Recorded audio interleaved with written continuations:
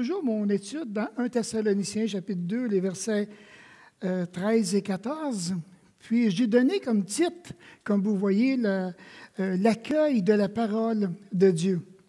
Il m'est venu toutes sortes de scénarios dans la tête, mais je me suis dit, je ne peux pas toutes les prendre. Il faut vraiment que j'en choisisse un. Et au fur et à mesure qu'on va avancer, mais vous allez voir où ça me conduit, cette étude, et que j'ai hâte d'entendre ce que je veux vous partager ce matin. Donc, l'accueil de la parole. Une des premières choses auxquelles je me suis arrêté, puis je me suis dit, souvent on reçoit des commentaires, est-ce que les gens qui vont nous visiter sont heureux lorsqu'on a quelqu'un à la porte qui est là puis qui va les accueillir chaleureusement, que ce soit moi ou bien un autre. Et lorsqu'ils vont dans d'autres assemblées, c'est une des premières choses qu'ils partagent, commentaires qui ont été accueillis chaleureusement. Alors, quand que je regarde la parole et que je regarde aussi le texte qu'on va regarder ce matin dans 1 Thessaloniciens, chapitre 2, le verset 13, l'apôtre Paul dit « C'est pourquoi nous rendons continuellement grâce à Dieu de ce qu'en recevant la parole de Dieu que nous vous avons fait entendre, vous l'avez reçue non comme la parole des hommes, mais ainsi qu'elle est véritablement, comme la parole de Dieu qui agit en vous qui croyez. » Et là, je me suis dit, tellement agréable lorsque tu fais de l'évangélisation, lorsque tu rencontres des gens, que tu vas leur parler vraiment de l'Évangile de Dieu et qu'ils vont accueillir l'Évangile de Dieu d'une façon vraiment agréable. On comprend qu'il y en a d'autres qui, au niveau de l'Évangile de Dieu, ils ne veulent pas la recevoir, mais quelle grâce nous avons reçu l'Évangile de Dieu. On l'a accueilli, le cœur tout grand ouvert. Et là, je me suis dit, y a-t-il d'autres personnes dans la Bible qui ont accueilli favorablement la parole de Dieu? Et là, bien, j'ai pensé à l'eunuque et Philippe. À Jérusalem, il s'en va là, il y a une grosse fête.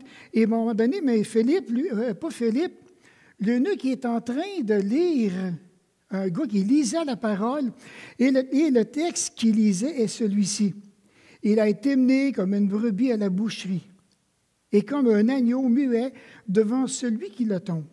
Il n'a point ouvert la bouche, et dans son humiliation, son jugement a été élevé, et sa postérité, qui la dépeindra? Car sa vie a été retranchée de la terre. Alors, bien entendu, que si on n'a personne pour expliquer le texte, on ne sait pas de qui il parle. Et l'eunuque, c'est vraiment ce qu'il dit à l'Éthiopien, mais il dit, de qui le prophète parle-t-il ainsi? Mais voyons, il dit, de qui il est question dans ce passage-là? Et comme on voit maintenant, Philippe a commencé à lui parler de Jésus. C'est Jésus qui a été mené comme une brebis à la boucherie. C'est Jésus qui était comme un agneau muet devant celui qui l'attend. C'est Jésus qui n'a pas ouvert la bouche. Ah oui, ça prenait toute une autre dimension dans ces compréhensions-là. Et de voir que là maintenant, Philippe lui a expliqué ce que Jésus avait dit, que lorsque les gens accueillent la parole de Dieu, une des premières choses qu'ils vont faire, il y a un accueil, il y a une action. Il y a un accueil, il y a une action. Et la preuve, comme vous savez autant que moi, mais l'eunuque a demandé le baptême.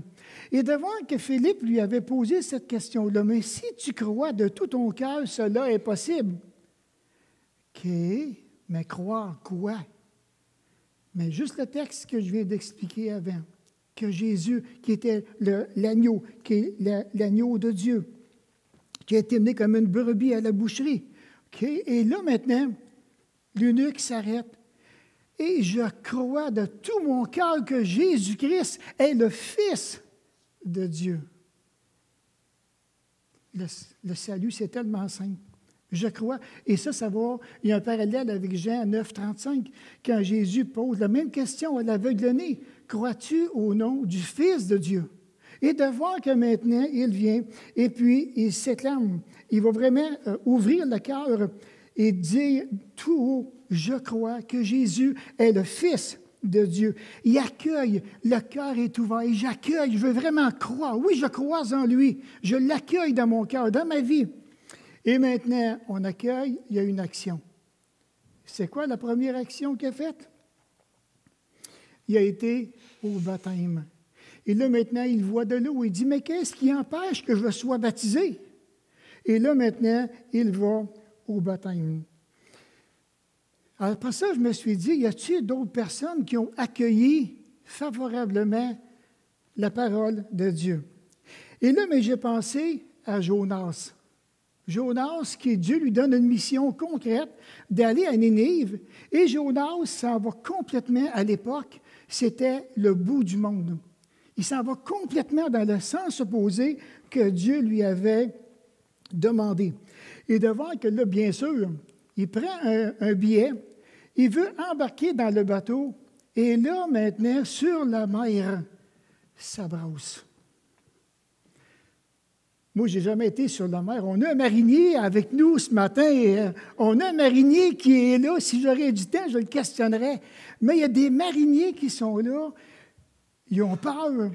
Ils vendent. Les vagues sont de plus en plus grosses. La peur est là. L'anxiété est là. L'angoisse grandit de plus en plus. Et là, maintenant, chacun va aller implorer son Dieu. Les voyez-vous, toute la gang en train d'implorer leur Dieu. La star qu'on a imploré notre Dieu, on va regarder qu'est-ce qui va se passer. Qu'est-ce qui se passe? Il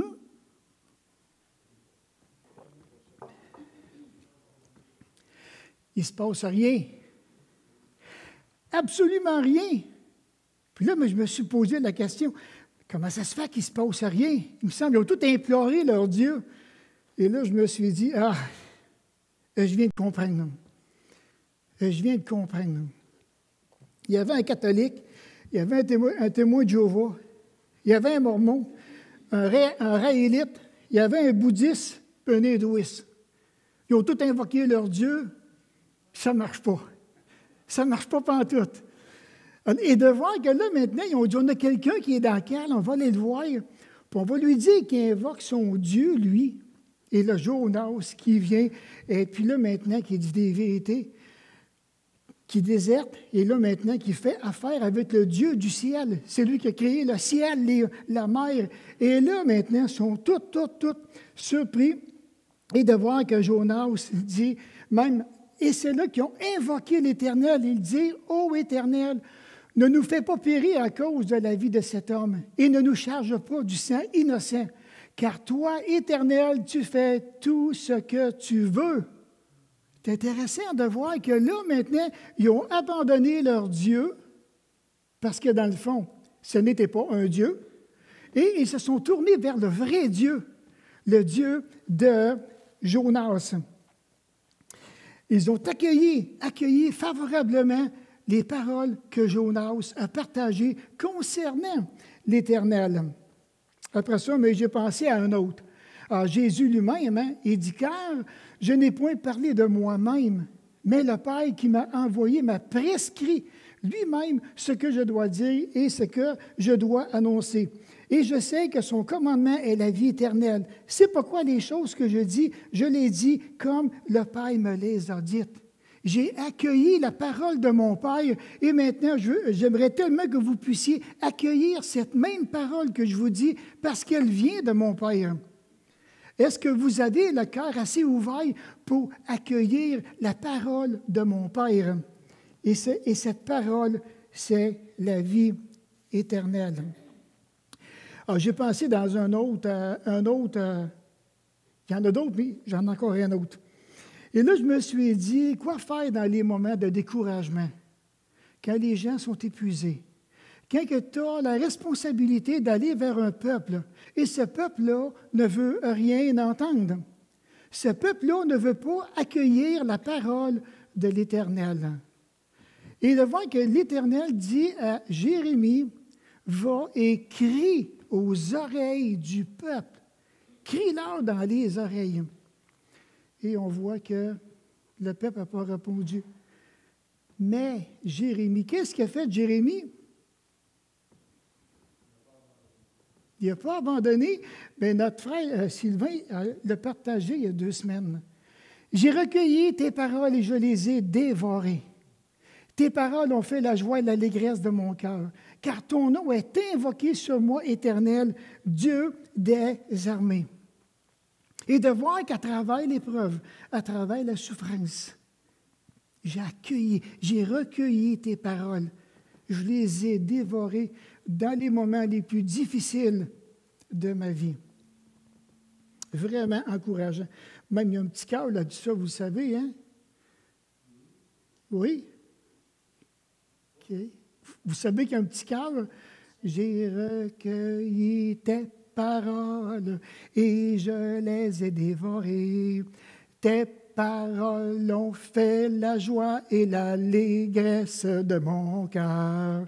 Car ton nom est invoqué sur moi, Éternel Dieu des armées. Car ton nom est invoqué sur moi, Éternel Dieu des armées. Et ça fait du bien d'apprendre des versets comme ça. Le nom de Dieu est invoqué sur nous et de voir que même Jérémie, il dit, à cause de tout ça, mais j'ai recueilli tes paroles, je les ai dévorées tellement que j'ai aimé ce que j'ai lu. Comment ça a touché mon cœur, ça a touché mon âme, ça a touché ma vie. Ça me remplit d'espoir. Et je suis en train de penser maintenant, si je reviens dans mon contexte, Paul et Silas avaient 2 dilemmes en partageant l'Évangile de Dieu. Il y avait à Thessalonique, selon Acte 17, des Juifs qui étaient là, qui pour leur part n'étaient pas réceptifs au message de l'Évangile. Puis maintenant, il y avait aussi l'autre côté de la médaille qu'on peut voir. Il y avait les Thessaloniciens qui entendent la parole de l'Évangile. Ils entendent ce partage de l'obéissance à l'Évangile de Dieu. Le salut par grâce, le pardon des péchés, la promesse de la vie éternelle. Un Jésus qui est mort pour les péchés. Ils entendent tout ça. Ils ont été réceptifs. J'ai des questions à vous poser ce matin. On va réfléchir ensemble. Je vais continuer ce que Steve avait commencé tantôt. Réfléchissez le jour où vous avez reçu la parole de Dieu. Pensez-y. Souviens-toi de celui qui t'en a parlé. Peut-être que les premières fois, tu as été rebelle à la parole. Mais à un moment donné, ça a commencé réellement à faire son effet. Te rappelles-tu du verset qui t'a le plus touché? Jean 3,16. Jean 3,16. Moi, c'était Hébreux 9, 27. Je me rappelle encore. Te souviens-tu du verset qui t'a conduit à Jésus-Christ? Qui t'a vraiment fait allumer à quelque part, t'a dit, « Wow, un instant, j'entends quelque chose, je l'accueille, oui, j'y crois, et maintenant, je vais aller plus loin. Qu'est-ce qu'il faut faire? » Te rappelles-tu comment est-ce que tu étais joyeux et que tu rendais un bon témoignage de ce que Jésus faisait dans ta vie? Te rappelles-tu de ce temps-là? C'était des bons temps. Hein? Je me rappelle de ça, moi aussi, des bons temps, lorsque je pouvais prendre la parole et que je pouvais partager dans ma famille ce que Jésus faisait dans ma vie. Te souviens-tu à quel point que toi-même, tu étais émerveillé devant la parole? Tu étais tout content de regarder dans la Bible. Attends un peu, je m'en vais te partager ce verset-là. Et là, on était content de leur dire, comprends ce qu'il dit. Il est écrit ça dans la Bible. Les réflexions qui venaient sur ton cœur et la grande joie de vivre que tu en éprouvais. Parce que tu lisais, parce que tu étais encouragé par Dieu lui-même. Tu étais un homme pardonné, une femme pardonnée. Quelqu'un maintenant qui commençait une vie éternelle, une vie nouvelle. Tout était beau, tout était nouveau. Le matin, tu regardes dehors, la nature est tellement belle, tellement belle, tellement resplendissante. Te rappelles-tu les encouragements que tu y trouvais dans la parole? Ou même peut-être des avertissements que tu trouvais dans la parole? Hein, la parole nous parle de ça. Et oui, la parole parle de ces choses-là, de ces vérités-là. Les amis que tu as découverts la première fois que tu es entré dans une église évangélique, Hein? Qu'est-ce que tu fais ici? Ah oui, mais qu'est-ce que je fais ici? J'ai accepté Jésus-Christ, moi aussi. Ben, je ne le savais pas. Et l'amitié qui vient, comment est-ce que c'est vraiment encourageant? Te souviens-tu de tes premières œuvres que tu as mises en pratique? Aucune hésitation de rien. Tu étais convaincu, tu regardais la parole, le Saint-Esprit dirigeait, il faisait son œuvre dans ta vie. Aucune hésitation, on annonce l'Évangile, on va avancer, on va aller voir les frères, les sœurs, qu'importe. Il y a des gens qui ont besoin d'entendre l'Évangile. Et toute la fierté que tu en éprouvais, la joie qu'on avait d'annoncer l'Évangile, de partager. Hey, te souviens-tu combien de personnes que tu as encouragées dans la détresse, dans la souffrance? Des gens qui étaient fatigués de la vie, qui étaient épuisés. T'en rappelles-tu de ces gens-là que tu as encouragés? Où est-ce qu'ils sont aujourd'hui? Puis, est-ce que tu te souviens des gens qui t'ont encouragé, toi? Est-ce que tu te souviens de ces gens-là qui ont peut-être emmené un impact décisionnel dans ta propre vie? C'est quelque chose. Puis je te dirais, mais qu'éprouve ton cœur aujourd'hui devant cette même parole? Qu'éprouve ton cœur? Est-ce que tu aurais perdu tout ton enthousiasme? Est-ce que tu aurais abandonné ton premier amour?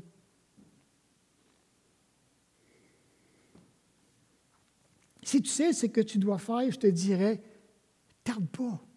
Fais-le promptement. Fais-le promptement. S'il y en a qui sont ici ce matin même, vous savez, ce n'est pas parce qu'on est né dans une famille chrétienne que ça veut dire qu'on est sauvé, que ça veut dire qu'on est régénéré.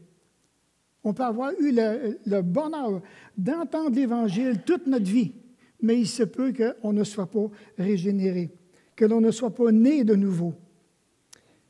Et moi, si c'est le cas, je veux vraiment vous encourager à accueillir le message de l'Évangile dans votre cœur. On ne peut pas l'ignorer, on doit naître de nouveau. Certainement que tu as peut-être même beaucoup péché, beaucoup de choses à te faire pardonner, au plus profond de ton cœur. Puis des fois, on dit, « Wow, que la conscience est lourde. Y a-tu en quelque part quelque chose qui pourrait venir alléger ma conscience? » Eh oui, peut-être ce matin encore que tu as le cœur qui est vide. Accueillez le Seigneur Jésus, celui qui est mort pour tes péchés, celui qui veut te donner la vie éternelle, non méritée. Cœur vide, pourquoi tu ne prendrais pas ce temps-là en même temps pour lui dire, « Seigneur, mon cœur est tellement vide, j'aimerais tellement que tu viendrais le remplir. J'aimerais tellement t'accueillir avec amour, avec joie, avec foi. » Et si vous ne savez pas comment le faire, mais je dirais, venez me voir après le message. On va prendre quelques minutes pour expliquer réellement. Parce que vous devez avoir cette décision-là. C'est la décision la plus importante de toute votre vie. L'éternité va en dépendre.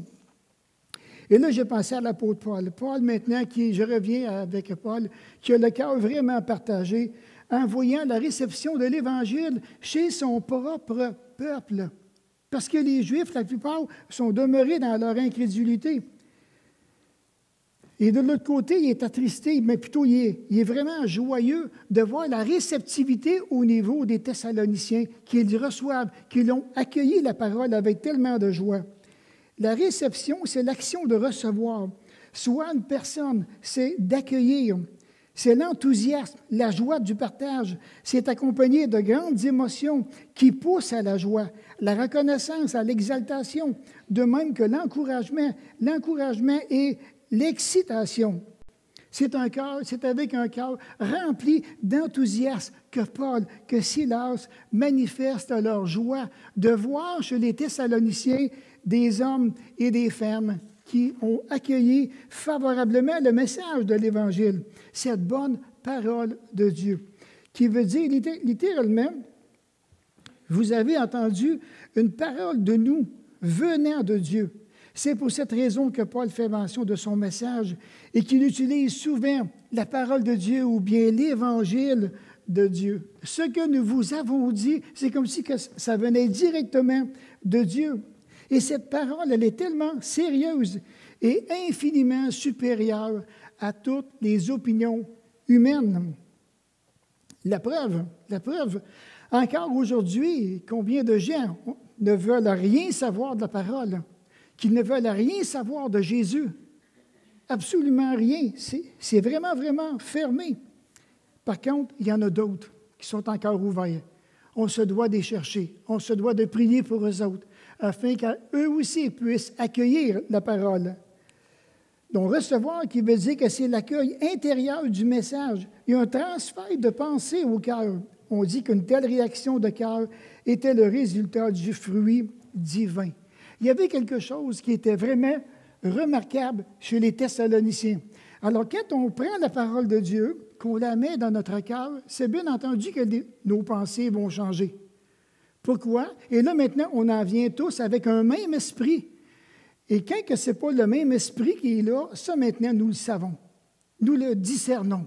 On dit non, ça ne marche pas. On n'est pas capable de trouver des points d'entente. Ce qu'ils ont entendu indique que Dieu leur avait accordé la foi ainsi que la régénération. Tout est nouveau. C'est tellement agréable. C'est nouveau. Les pensées sont nouvelles. Le caractère se renouvelle. Une vie vraiment abondante, comme que la parole de Dieu nous le dit. Et même comme on voit aussi dans Acte 17, pour se mettre un petit peu dans le contexte, quelques-uns d'entre eux furent persuadés et se joignirent à Paul et Silas, ainsi qu'une grande multitude de Grecs craignant Dieu et beaucoup de femmes de qualité. Ils ont entendu, le cœur était prêt à recevoir enfin la parole de Dieu, quelque chose qui va donner un sens à leur vie personnelle. Et dans 1 Corinthiens 15, je vous rappelle, frères, l'évangile que je vous ai annoncé, que vous avez reçu, dans lequel vous avez persévéré.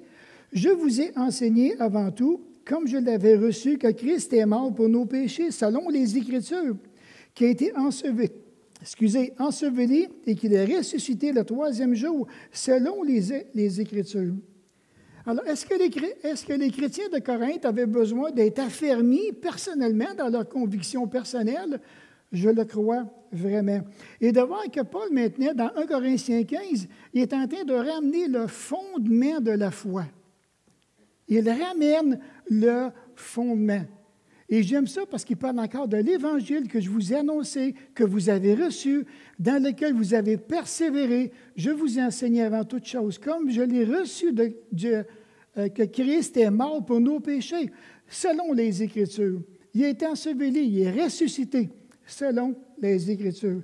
Et ça, maintenant, je crois vraiment, pour que Paul puisse l'amener là, les gens avaient besoin que leur foi puisse être encore doublement forte sur le fondement de ce que Jésus a fait. Dans Galates, maintenant, il dit « Je vous déclare, frères, que l'Évangile qui a été annoncé par moi n'est pas de l'homme, car je l'ai reçu, ni appris d'un homme, mais par une révélation de Jésus-Christ. » Parce que son ministère a été beaucoup contesté. Son apostolat a été beaucoup, beaucoup contesté. Et maintenant, l'apôtre Paul ici il est en train vraiment d'exprimer que tout ce que j'ai reçu, je ne l'ai pas reçu d'un homme, mais je l'ai reçu de Jésus-Christ par révélation. C'est lui qui m'a fait connaître l'Évangile de Dieu pour que je puisse l'amener encore plus loin. De même que les Thessaloniciens entendent véritablement, et ce qu'ils entendent, c'est réellement la parole de Dieu. Cette parole de Dieu, Paul, de même que Silas, la voit travailler en eux. C'était palpable de voir des vies qui étaient changées, qui étaient transformées par le Saint-Esprit. Et de voir que le Saint-Esprit œuvrait puissamment dans l'Église de Thessalonique. Une vérité demeure. La bonne parole de Dieu accomplit toujours les desseins de Dieu. Alors, quand les gens entendent l'Évangile, il y a une chose qui va se produire, c'est vraiment le dessein de Dieu. Comme il est écrit dans Ésaïe 55, le verset 11, « Puisque Dieu dit, « Ainsi en est-il de ma parole qui sort de ma bouche. Elle ne retourne point à moi sans effet, sans avoir exécuté ma volonté et accompli mes desseins. » Alors, imaginez tout l'impact que Dieu, même si on prend le verset, qu'on l'applique, Imaginez ce que ça peut faire dans vos vies puis dans la mienne. C'est le dessein de Dieu qui va s'accomplir. Et ce que je vais entendre ne retournera pas à Dieu sans avoir fait son effet dans ma vie et dans ta vie. Quelque chose. C'est vraiment profond. L'Évangile agit en faveur du croyant.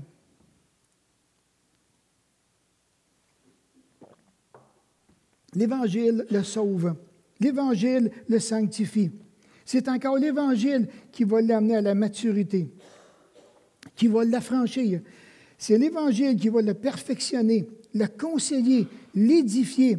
Elle va assurer le succès. Elle donne espoir. J'aurais aimé prendre les versets qu'on puisse se temps de regarder et de tous les coller un après l'autre, mais ils sont sur le PowerPoint. Et si vous voulez aller un petit peu plus loin, vous pouvez prendre ces versets-là, les regarder, mais c'est tellement encourageant. C'est la parole qui fait toutes ces choses-là dans nos vies personnelles. Donc, il y a chez les Thessaloniciens, je dirais, une maturité, une progression spirituelle qui est tellement belle vers la maturité. Et tout ça parce qu'ils ont cru dans le message de la croix et qu'ils ont désiré de marcher dans le message de la croix. Oui, on croit en Jésus, mais ce n'est pas tout. Ça, c'est juste le début, mais il nous demande de marcher dans le chemin de la croix, le chemin de la foi. Et ça, maintenant, c'est là qu'on va découvrir tellement de belles choses. Ici, maintenant, donc, l'accueil de la parole fait chez les Thessaloniciens, maintenant, des imitateurs. Car le verset 14 nous dit, « Car vous, frères, vous êtes devenus des imitateurs des églises de Dieu qui sont en Jésus-Christ dans la Judée. Parce que vous aussi, car vous avez souffert de la part de vos propres compatriotes, les mêmes maux qu'elles ont souffert de la part des Juifs. » Alors, quand vous voyez la conjonction « car » en début de phrase, je ne sais pas si vous savez quel est le rôle de la conjonction, mais je l'ai mis. Regardez qu'est-ce que ça veut dire. Car donc, la conjonction de coordination introduit une explication, une preuve, une raison de la proposition qui précède. Alors, pour bien comprendre, c'est que le verset 14 de 1 Thessaloniciens 2, c'est une explication du verset 13. Le verset 13 qui dit ceci. « C'est pourquoi nous rendons continuellement grâce à Dieu de ce qu'en recevant la parole de Dieu que nous vous avons fait entendre, vous l'avez reçue non comme la parole des hommes, mais ainsi qu'elle est véritablement comme la parole de Dieu qui agit en vous qui croyez. » La proposition principale, c'est la parole de Dieu qui agit. La parole de Dieu qui agit. Voilà maintenant la raison du verset 14. Alors, cette proposition-là, la parole de Dieu qui agit, va faire de nous, va faire de moi, de toi, des imitateurs. Des imitateurs de Paul, de Silas, des imitateurs de Jésus-Christ, comme on voit au verset 6.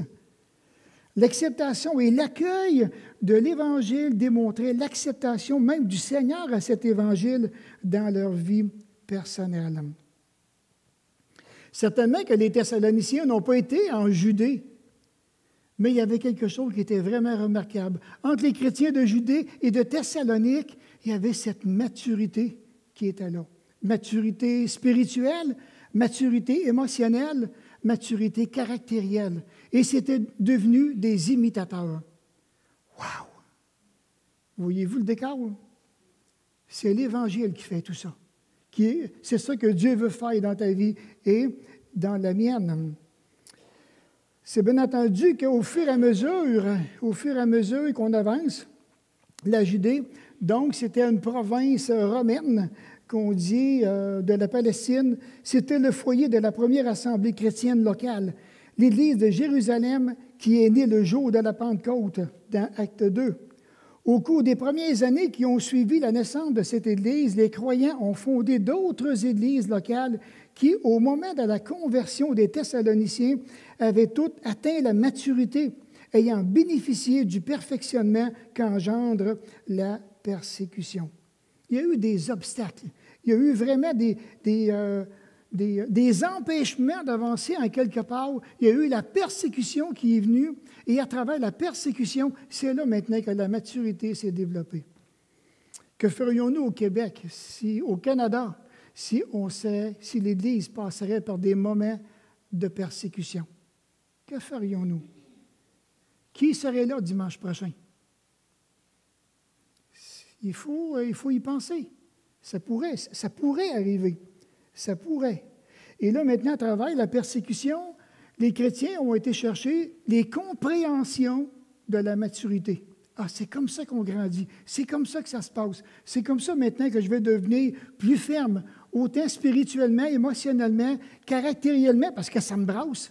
Et j'ai des choses maintenant à apprendre, à développer, à aller chercher ces compréhensions-là dans le but de devenir un bon imitateur de Jésus-Christ. En Judée, Paul parle des églises de Dieu, soulignant leur origine divine. Toute véritable église est de Dieu et en Jésus-Christ, parce que chacun de ses membres est en Christ. Et ça, c'est tellement, tellement, tellement important. Et comme le dit le verset, la persécution a amené des souffrances chez les Thessaloniciens, ainsi que chez les Judéens. Mais le plus beau de tout, ce test de souffrance et d'épreuve dans leur vie personnelle, dans ces églises, c'est qu'ils sont demeurés joyeux et qu'ils étaient dans une grande épreuve de leur véritable conversion. Et donc, le point culminant de ces actions de grâce pour eux. Et c'est pour ça que Paul rend constamment des actions de grâce en voyant les Thessaloniciens, quand ils voient tout ce qui s'est passé en Judée, comment est-ce qu'ils ont atteint cette belle maturité-là. Et Paul est en train de voir le même résultat dans la vie des gens, des chrétiens de Thessalonique. Et pensez-vous que ce n'est pas encourageant de voir ces hommes, ces femmes en train d'aller puis d'imiter le Seigneur Jésus-Christ dans le caractère.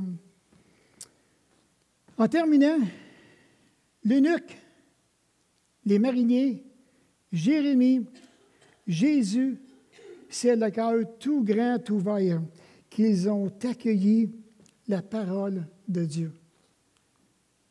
Le résultat, Dieu agit. Tiens, regardons ça.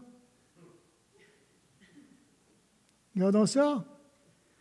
Dieu agit. Tu sais, là, s'il ne se passe plus rien dans ta vie, là, ça reste parce que tu n'as plus de contact avec l'Évangile.